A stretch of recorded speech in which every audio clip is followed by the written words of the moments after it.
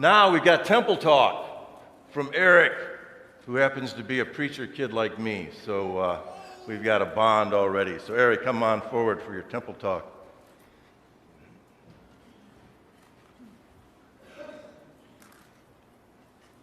I'm not sure I should have told you that.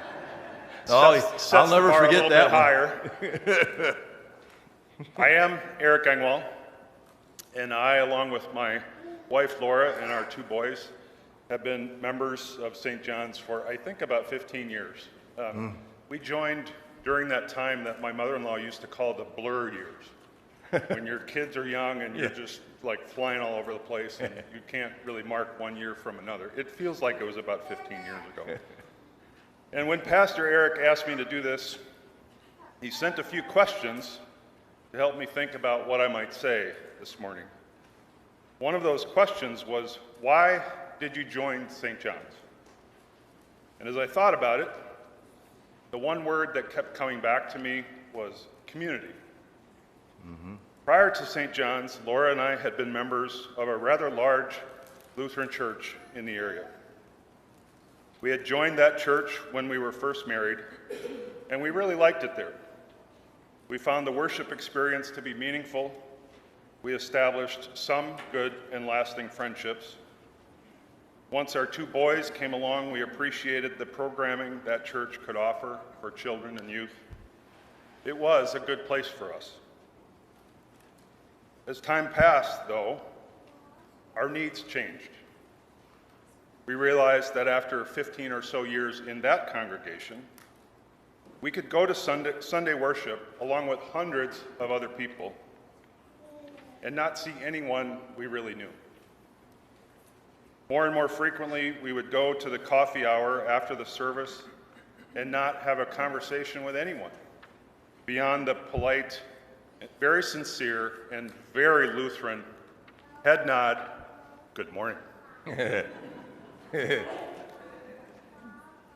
And our boys had a similar experience. They enjoyed the programming that church offered, but they didn't really know anyone.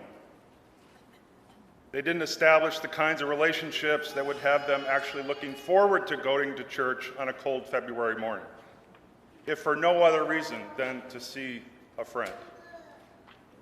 We realized that while we were getting many of the benefits of a large congregation, we were lacking in one thing: community.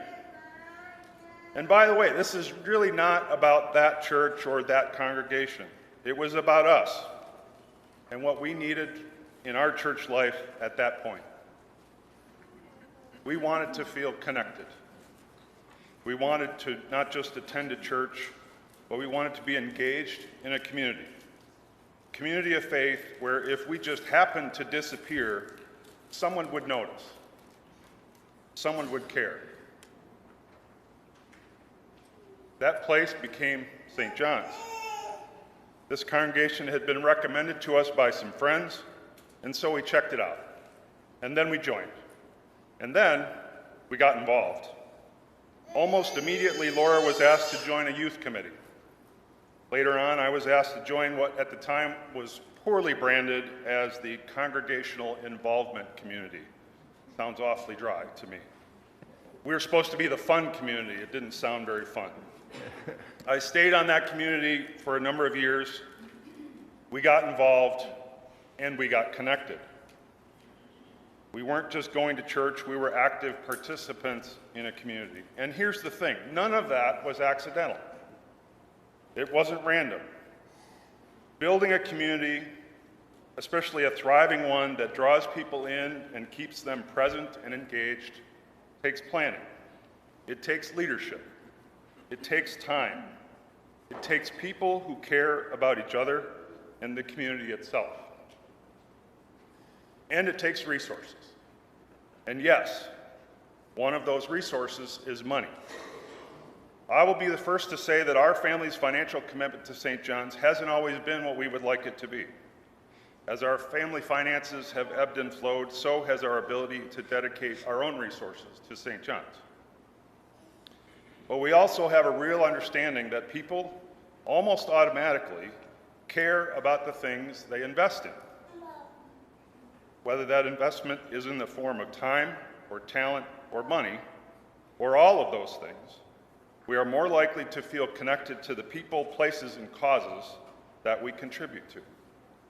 There's a common phrase, I'm sure you've all heard it, and it's usually in the context of how we treat other people, or maybe how we've been treated by other people. You get what you give. Well, I think that's largely true. I'm going to change one word this morning. You get when you give. Invest in this community at St. John's in whatever forms you are able, and then let me know if that becomes true for you as well.